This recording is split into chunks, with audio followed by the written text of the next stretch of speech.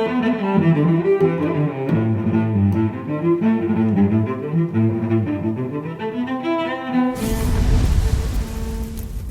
guys, Phil Baumhart here. So for today's knife of the week, I got a new stock removal model to show you. This is the Tercio Cazador. So this is a little drop point that I designed. I've kind of decided to call all of my stock removal knives the Tercio. So hopefully that'll kind of help differentiate between like the hand forged knives and the stock removal knives. So I'm calling this model the Tercio Cazador because Cazador in Spanish just means hunter.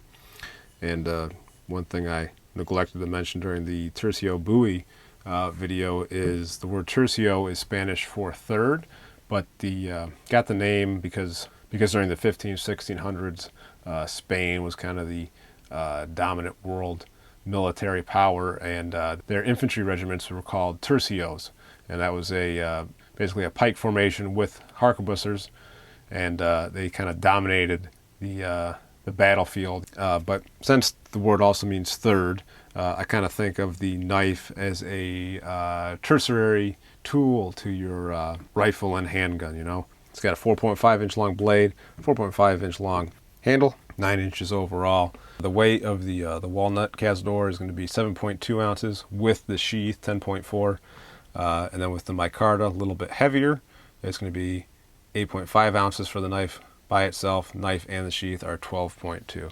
So certainly stout, certainly got some weight to it compared to some of the other options out there. Sometimes you need a heavy knife. I do kind of like my knives to be able to handle some more utility type chores.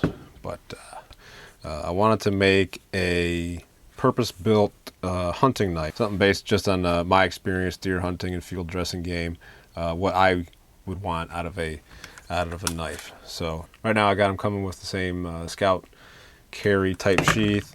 It's got the slits in the back if you want to use it for cross draw. You could put this on a backpack strap. But you know, if you wanted a standard like pouch style sheath or something different, I could definitely make that for you, no problem. So this is a design that is very simple. There's lots of good hunting knives out there. I got up in the middle of the night, drew out a pattern. The next day started working on these two, and I'm really happy with the result. Very similar handle contouring to the larger Tercio buoy. This is out of 1.5 inch wide stock, so the blade width comes to about 1 3/8. So trimmed off a little material there because you don't need a very broad blade for field dressing.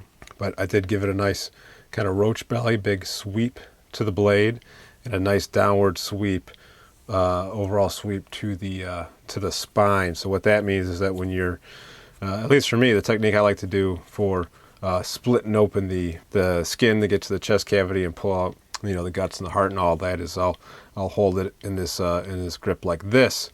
You kind of hold the skin open and you slit the skin open.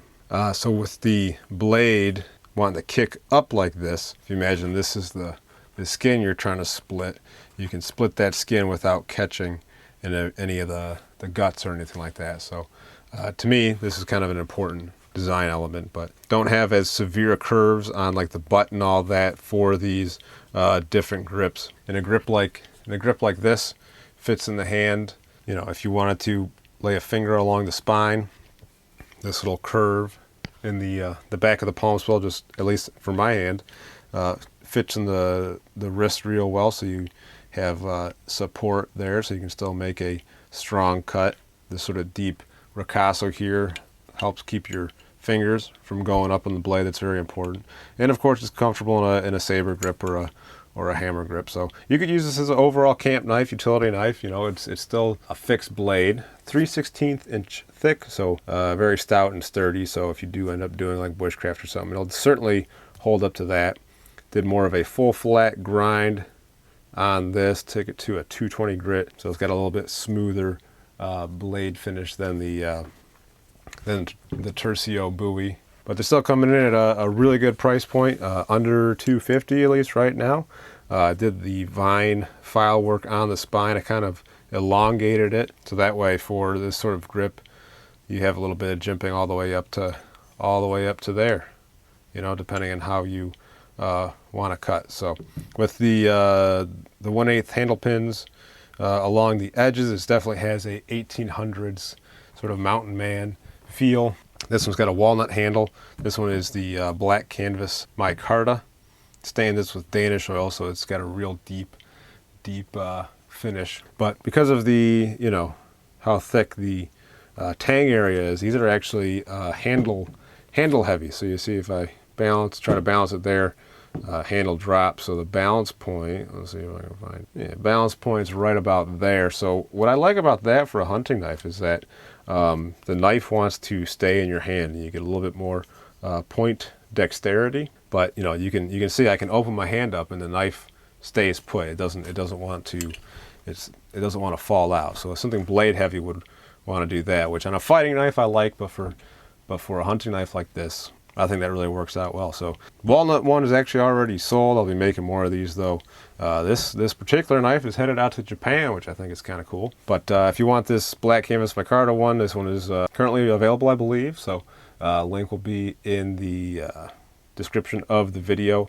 And you know, I plan on making more of these, probably do some different handle materials like the buffalo horn or the sheep horn, that kind of thing. So if you like this design, you want to get one of these, just message me and let me know what sort of handle material you want, what you want the sheath to be.